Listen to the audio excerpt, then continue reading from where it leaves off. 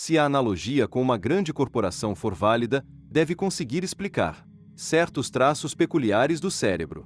A maior parte das informações é subconsciente. Isto é, o diretor-geral não conhece todas as informações amplas e complexas que fluem continuamente pela burocracia.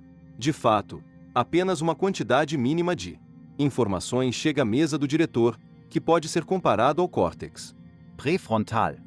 O diretor só precisa das informações importantes, que chamam a sua atenção. Caso contrário, ele ficaria paralisado no meio de uma avalanche de informações irrelevantes. Essa situação é provavelmente subproduto da evolução, pois nossos ancestrais talvez ficassem sobrecarregados com informações supérfluas, subconscientes, inundando o cérebro quando confrontados com uma emergência. Felizmente, não temos consciência dos trilhões de cálculos sendo processados em nosso cérebro. Ao encontrar um tigre na floresta, não precisamos nos preocupar com o estado do nosso estômago, dedos do pé, cabelos, etc. Só precisamos saber correr. Emoções são decisões rápidas tomadas de forma independente no nível inferior, dado que o pensamento racional toma muitos segundos. Geralmente é impossível reagir de forma racional a uma emergência. Portanto, as regiões inferiores do cérebro precisam avaliar rapidamente a situação e optam por uma decisão, uma emoção, sem autorização de cima. Assim, as emoções, medo, raiva, horror, etc., são sinais instantâneos de alerta emitidos por um nível inferior, gerados pela evolução, para avisar ao centro de comando sobre situações possivelmente graves ou perigosas. Temos pouco controle consciente sobre as emoções. Por exemplo, por mais que ensaiemos uma palestra para um grande público, ainda assim ficamos nervosos. Rita Carter, autora de O Livro de Ouro da Mente, escreve que as emoções não são sentimentos, e sim um conjunto de mecanismos de sobrevivência, enraizados no corpo que evoluíram para nos livrar do perigo e nos impulsionar em direção a coisas que possam nos beneficiar. Há um constante clamor pela atenção do diretor-geral. Não é um só homúnculo, CPU ou chip de Pentium que toma as decisões. Pelo contrário, os vários subcentros sob o comando central estão em constante competição entre si, lutando pela atenção do diretor. Assim, não há uma continuidade equilibrada de pensamento, mas uma cacofonia de vários ciclos de feedback, competindo uns com os outros. O conceito do eu como um todo, unificado, sempre tomando todas as decisões, é uma ilusão criada pela nossa própria mente subconsciente. Costumamos achar que nossa mente é uma entidade única, processando informações de forma contínua e tranquila, totalmente encarregada das decisões. Mas as imagens que aparecem nas varreduras cerebrais divergem dessa percepção. Marvin Minsky, professor do MIT e um dos pais da inteligência artificial, disse-me que a mente é mais parecida com uma sociedade de mentes, com diversos submódulos, cada um tentando competir com os outros. Quando entrevistei Steven Pinker, psicólogo da Universidade de Harvard, perguntei como a consciência emerge dessa confusão. Ele disse que a consciência é como uma tempestade assolando o cérebro. Ele elaborou essa imagem quando escreveu que o sentimento intuitivo que temos de que existe um eu diretor instalado numa sala de controle no cérebro. examinando os telas dos sentidos e apatando os botões dos músculos.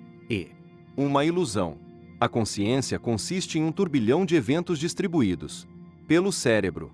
Esses eventos competem por atenção, e quando um processo grita mais alto que os outros, o cérebro racionaliza o resultado e gera a impressão de que um único eu estava na chefia o tempo todo. As decisões finais são tomadas pelo diretor-geral no centro de comando. Uma das funções da burocracia é compilar e organizar as informações para o diretor-geral, que se reúne apenas com os gerentes de cada setor. O diretor tenta mediar todas as informações conflitantes despejadas no centro de comando. Aqui termina a confusão. O diretor, situado no córtex pré-frontal, tem que tomar a decisão final. Enquanto nos animais muitas decisões são tomadas por instinto, os humanos tomam decisões de uma forma mais sofisticada, após analisar diferentes conjuntos de informação dados pelos sentidos. Os fluxos de informação são hierárquicos. Devido ao volume de informações, que devem subir para a sala do diretor ou descer para a equipe de apoio. É preciso organizá-las em complexas matrizes de redes, interligadas, com várias ramificações. Pense num pinheiro, com o centro de comando no alto e a pirâmide de ramos voltados para baixo, desmembrando-se em vários subcentros. Certamente, há diferenças entre uma burocracia e a estrutura do pensamento. A primeira norma de qualquer burocracia é que se expande, para preencher o espaço a ela destinado. Entretanto, gastar energia é um luxo ao qual o cérebro não pode se dar. O cérebro consome apenas cerca de 20 watts de potência, a potência de uma lâmpada muito fraca, mas é provavelmente o máximo de energia que pode consumir sem que o corpo pare de funcionar. Se o cérebro gerar mais calor, vai danificar os tecidos. Por isso, o cérebro pega atalhos continuamente para conservar energia. Veremos neste livro os dispositivos inteligentes e engenhosos, criados pela evolução, sem nosso conhecimento, para economizar. A realidade é mesmo real? Todo mundo conhece a expressão ver para crer. Mas muito do que vemos é, na verdade, uma ilusão. Por exemplo, quando vemos uma típica paisagem bucólica, parece uma linda cena de cinema. Na realidade, existe uma lacuna, um furo, no nosso campo de visão, que corresponde à localização do nervo óptico na retina. Deveríamos enxergar esse ponto negro grande e feio em tudo que vemos. No. Entanto, nosso cérebro preenche o buraco, revestindo, tirando uma média. Isso significa que parte da nossa visão é falsa, gerada pela mente subconsciente para nos enganar. E também só enxergamos com clareza o centro do nosso campo de visão, chamado de fóvea. A parte periférica é embaçada para economizar energia. Mas a fóvea é muito pequena para captar a maior quantidade de informação. Com a minúscula fóvea, os olhos se movem o tempo todo. Esse movimento de nossos olhos, rápido e inquieto, é chamado de sacada ou movimento sacádico. É produzido no subconsciente, dando-nos a falsa impressão de que nosso campo de visão é claro e bem focado. Quando menino, a primeira vez que vi um diagrama do espectro eletromagnético, fiquei chocado. Eu não tinha a menor ideia de que grande parte de tal espectro, por exemplo, luz infravermelha e ultravioleta, raio-x, raios gama, era totalmente invisível para nós. Comecei a perceber que o que estava vendo com meus próprios olhos era apenas uma aproximação minúscula e grosseira da realidade. Segundo um velho ditado, se a aparência fosse o mesmo que essência, não precisaríamos da ciência. Temos sensores na retina que só conseguem detectar vermelho, verde e azul. Isso significa que nunca vimos realmente o amarelo, o marrom, o laranja e uma série de outras cores.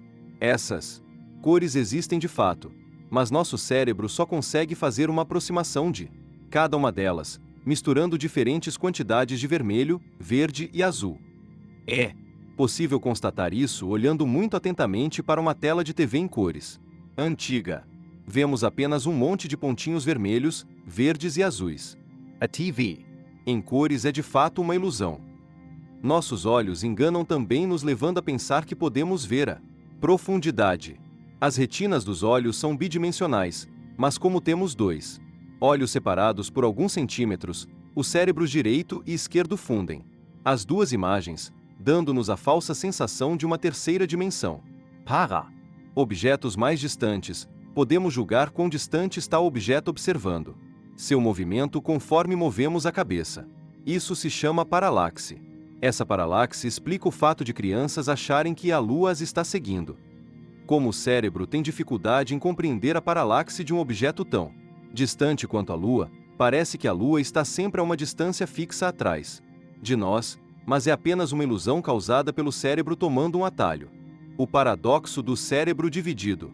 Uma diferença entre essa imagem, baseada na hierarquia corporativa de uma empresa, e a verdadeira estrutura do cérebro pode ser observada no caso curioso de pacientes com cérebro dividido. Um traço em comum do cérebro é que ele tem duas metades, ou hemisférios, o direito e o esquerdo, praticamente idênticos. Durante muito tempo, os cientistas se perguntaram por que o cérebro tem essa redundância desnecessária, pois consegue funcionar mesmo quando um hemisfério é totalmente removido. Nenhuma hierarquia corporativa apresenta essa estranha característica. Além disso, se cada hemisfério tem consciência, isso significa que temos dois centros de consciência dentro do mesmo crânio. O Dr. Roger W. Sperry, do California Institute of Technology, Ganhu-o.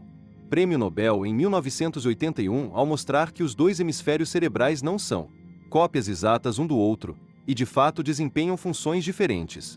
Essa descoberta causou furor na neurologia e gerou uma indústria duvidosa de livros de autoajuda que pregam a aplicação da dicotomia cérebro esquerdo-cérebro direito na vida diária. O Dr. Sperry estava tratando de epiléticos, que às vezes sofrem de convulsões do tipo grande mal, provocadas pelo descontrole do processo contínuo de realimentação ou ciclos de feedback entre os dois hemisférios do cérebro. Tais Convulsões, causadas pelo mesmo processo que gera o som estridente da microfonia, podem até matar. O Dr. Sperry começou por cortar o corpo caloso, que liga os dois hemisférios do cérebro, de modo que não mais se comunicassem, e assim não compartilhassem informações entre os lados direito e esquerdo do corpo. Isso geralmente fazia parar o processo de realimentação e as convulsões. A princípio, os pacientes com cérebro dividido pareciam perfeitamente normais. Continuavam alertas e mantinham uma conversa naturalmente, como se nada tivesse acontecido. Porém, uma análise mais minuciosa desses indivíduos mostrou que havia algo muito diferente neles. Normalmente, os hemisférios se complementam, com os pensamentos indo e vindo de um a outro. O cérebro esquerdo é mais analítico e lógico. É onde se encontram as habilidades verbais, ao passo que o direito é mais holístico e artístico. Mas o cérebro esquerdo é dominante, é o que toma as decisões finais. Os comandos passam do cérebro esquerdo para o direito por meio do corpo caloso. Se essa conexão é cortada, o cérebro direito fica livre da ditadura do esquerdo. Talvez o cérebro direito tenha vontade própria, contrariando os desejos do esquerdo dominante. Resumindo, pode haver duas vontades agindo dentro do mesmo crânio, às vezes brigando pelo controle do corpo. Isso cria a estranha situação em que a mão esquerda, controlada pelo hemisfério direito, começa a agir de forma independente de nossos desejos, como se fosse um apêndice externo. Há um caso documentado de um homem que estava a ponto de abraçar sua esposa com uma das mãos, quando descobriu que a outra mão tinha uma intenção diferente, dar um soco no rosto dela. Uma mulher relatou que estava pegando um vestido com uma das mãos enquanto a outra mão pegava uma roupa. Totalmente diferente. E um homem não conseguia dormir à noite com medo de que a mão rebelde fosse estrangulá-lo. Às vezes, pessoas com cérebro dividido pensam que estão vivendo em um desenho animado, com uma das mãos tentando controlar a outra. Alguns médicos chamam isso de síndrome do Doutor Fantástico, Dr. Strangelove, por causa da cena do filme em que uma das mãos do doutor luta contra a outra. Após estudos detalhados de pacientes com cérebro dividido, o Dr. Sperry concluiu que poderia haver duas mentes distintas operando num único cérebro. Ele escreveu que cada hemisfério é de fato um sistema consciente em si mesmo, capaz de perceber, pensar, lembrar, raciocinar, querer, se emocionar. Tudo isso num nível caracteristicamente humano, e os dois hemisférios podem estar passando por experiências mentais diferentes e até conflitantes ao mesmo tempo. Quando entrevistei o Dr. Michael Gazzaniga, da Universidade da Califórnia, em Santa Bárbara, uma autoridade em pacientes de cérebro dividido, perguntei: como podem ser feitos experimentos para testar essa teoria? Há várias formas de comunicação com cada hemisfério sem o conhecimento do outro. Pode-se, por exemplo, colocar no sujeito óculos especiais em que aparecem perguntas diferentes diante de cada olho, de modo que é fácil direcionar perguntas a cada hemisfério separadamente. O difícil é tentar obter uma resposta de cada hemisfério. Como o cérebro direito não consegue falar, os centros da fala estão situados no lado esquerdo, é difícil obter suas respostas. Dr. Gazzaniga me disse que, para descobrir o que o cérebro direito estava pensando, ele criou um experimento em que esse hemisfério, mudo, conseguia falar usando peças com letras, como num jogo de palavras cruzadas. Ele começou perguntando ao cérebro esquerdo do paciente o que ele iria fazer. Depois que se formasse. O paciente respondeu que queria ser projetista. Tudo. Ficou mais interessante quando a mesma pergunta foi feita ao cérebro direito, mudo, que soletrou as palavras piloto de carro de corrida. Sem o conhecimento do cérebro esquerdo dominante, o cérebro direito tinha planos totalmente diferentes para o futuro. O cérebro direito tinha, literalmente, uma mente própria. Rita Carter escreve: as implicações possíveis nos deixam aturdidos. Sugerem que todos nós podemos estar carregando por aí um prisioneiro mudo, dentro do crânio, com uma personalidade, ambições e consciência de si muito. Diferentes das que acreditamos ter no cotidiano. Talvez haja verdade na afirmação de que dentro dele existe alguém ansiando por ser livre. Isso significa que os dois hemisférios podem ter crenças Diferentes.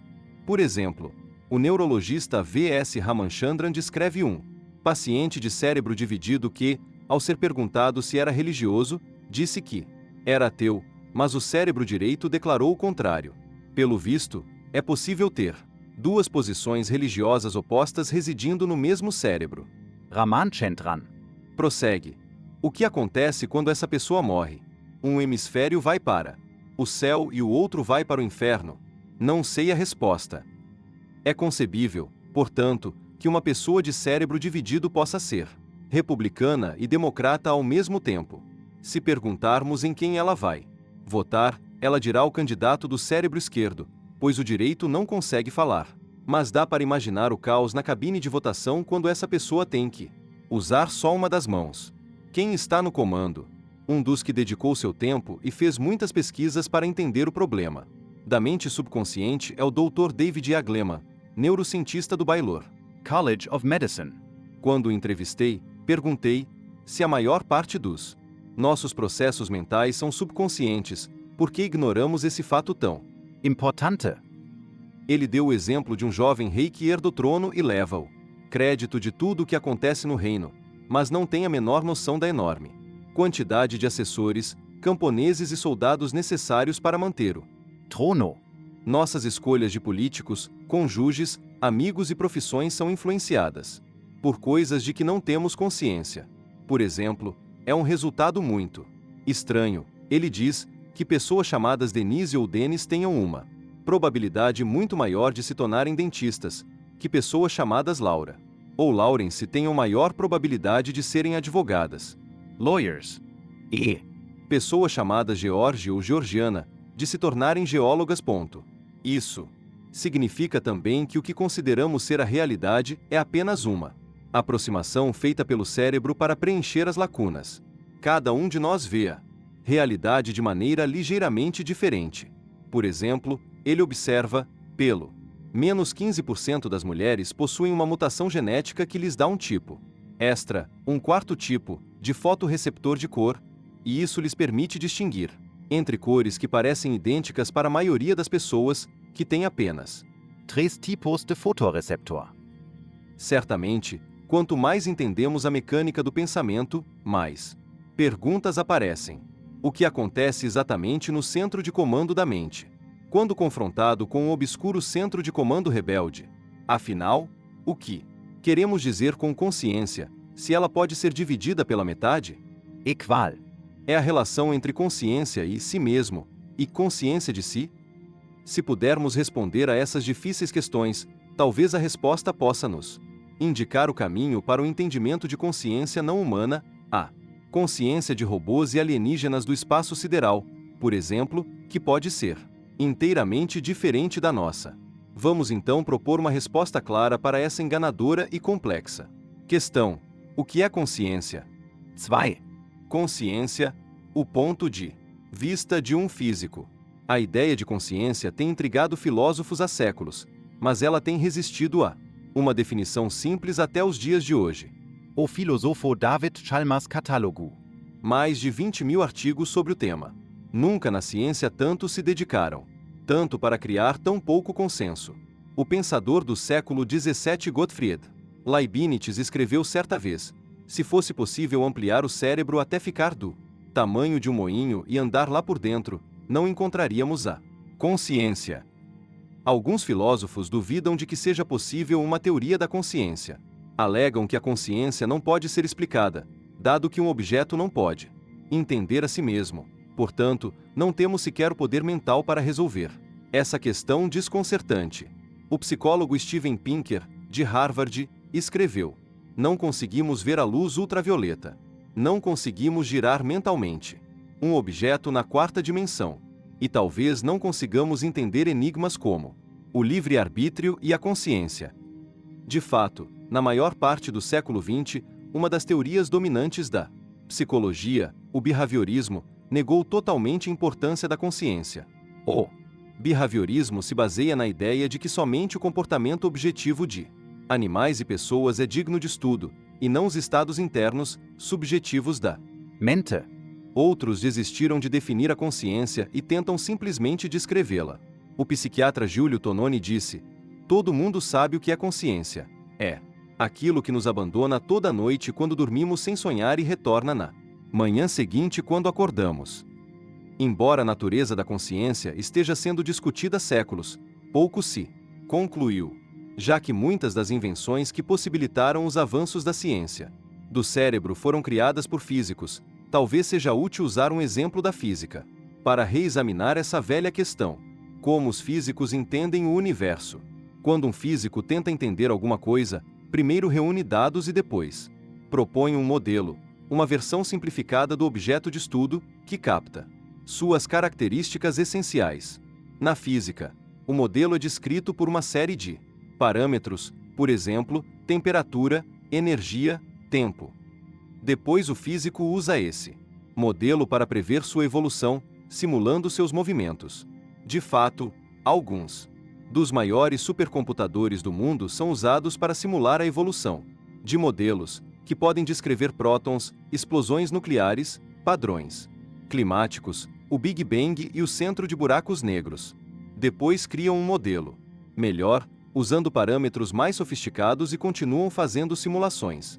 Por exemplo, quando Isaac Newton estava analisando o movimento da Lua, criou um modelo simples, mas queria mudar o curso da história da humanidade.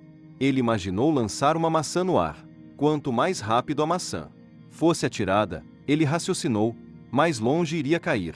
Se atirasse com rapidez suficiente, ela poderia dar a volta ao mundo e até retornar ao ponto inicial.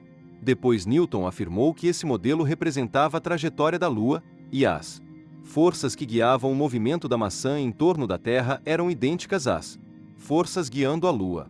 Mas esse modelo sozinho ainda era inútil.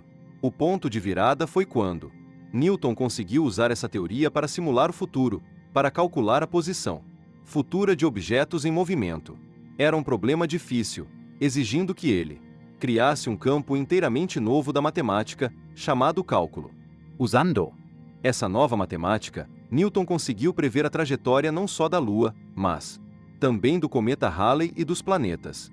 Desde então, os cientistas têm usado as leis de Newton para simular a futura trajetória de objetos em movimento, sejam balas de canhão, máquinas, automóveis, foguetes, asteroides, meteoros ou até estrelas e galáxias. O sucesso ou fracasso de um modelo depende de quão fielmente ele reproduz os parâmetros básicos do original. Nesse caso, o parâmetro básico era a localização da maçã e da Lua no espaço e no tempo. Ao deixar este parâmetro evoluir, isto é, ao longo do tempo, Newton desvendou, pela primeira vez na história, a ação de corpos em movimento, que é uma das mais importantes descobertas na ciência. Os modelos são úteis até serem substituídos por modelos mais precisos, descritos por parâmetros melhores.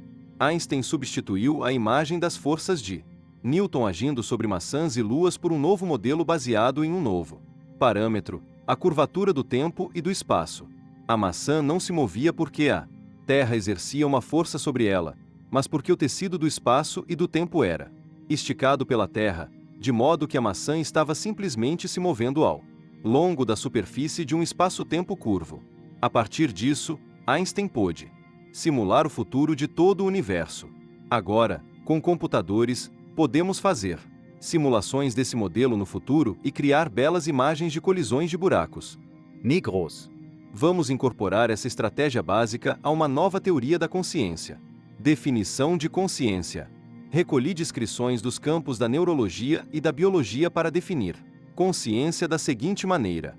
Consciência é o processo de criar um modelo do mundo usando múltiplos ciclos de feedback em vários parâmetros, por exemplo, temperatura, espaço, tempo e em relação a outros, a fim de atingir uma meta, por exemplo, encontrar parceiros, comida, abrigo. Chamo isso de teoria espaço-tempo da consciência, porque ela enfatiza a ideia de que animais criam um modelo do mundo, principalmente em relação ao espaço e entre outros animais, enquanto os humanos vão além e criam um modelo do mundo em relação ao tempo, tanto futuro como passado. Por exemplo, o nível mais baixo de consciência é o nível 0, em que um organismo é estacionário, ou tem mobilidade limitada, e cria um modelo de seu lugar usando o ciclo de feedback de alguns poucos parâmetros, por exemplo, Temperatura, nesse exemplo, o nível mais simples de consciência é um Thermostato, ele liga automaticamente o ar-condicionado ou o aquecedor para ajustar a temperatura do ambiente, sem ajuda. A chave é um ciclo de feedback, que liga um interruptor se a temperatura ficar muito quente ou muito fria. Por, Exemplo: metais se expandem quando aquecidos, e assim o termostato pode acionar um interruptor se uma tira de metal se expande além de certo ponto. Cada ciclo de feedback registra uma unidade de consciência, portanto um termostato teria uma só unidade de consciência de nível 0, ou seja, nível 0 hora e 1. Desse modo, podemos classificar a consciência numericamente, com base no número e na complexidade dos ciclos de feedback usados para criar o modelo do mundo. A consciência, então, já não é uma vaga compilação de conceitos indefinidos, circulares, mas um sistema de hierarquias que podem ser classificadas numericamente. Uma bactéria ou uma flor, por exemplo, tem muito mais ciclos de feedback, portanto tem um grau mais alto dentro do nível 0 de consciência. Uma flor com 10 ciclos de feedback, que medem a temperatura, umidade, luz solar, gravidade, etc., tem um nível 0 hora e 10 de consciência. Organismos com mobilidade e um sistema nervoso central têm nível I de consciência, que inclui um novo conjunto de parâmetros para medir suas mudanças de lugar. Um exemplo de nível I de consciência são os répteis. Eles têm tantos ciclos de feedback que desenvolveram um sistema nervoso central. Para lidar com isso, o cérebro reptiliano tem talvez 100 ou mais ciclos de feedback, controlando o sentido do olfato, equilíbrio, tato, audição, visão, pressão sanguínea, etc. E cada um desses contém mais ciclos de feedback. Por, Exemplo: a visão envolve um grande número de ciclos de feedback, pois os olhos reconhecem cores, movimentos, formas, intensidade de luz e sombras. Da, Mesma forma, os outros sentidos dos répteis, como a audição e o paladar, exigem ciclos de feedback adicionais.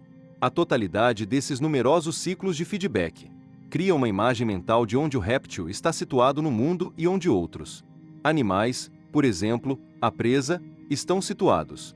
Assim, o nível I de consciência é controlado principalmente pelo cérebro reptiliano, situado no fundo e no centro do cérebro humano. A seguir, temos o nível segundo de consciência, em que os organismos criam um modelo de seu lugar não só no espaço, mas também em relação a outros, isto é, são animais sociais com emoções. A quantidade de ciclos de feedback do nível segunda de consciência aumenta exponencialmente, portanto convém introduzir uma outra classificação numérica para esse tipo de consciência. adquirir aliados, Detectar inimigos, obedecer ao macho alfa, etc. são comportamentos muito complexos, que exigem um cérebro muito expandido, portanto o nível segundo de consciência coincide com a formação de novas estruturas cerebrais, na forma do Sistema límbico.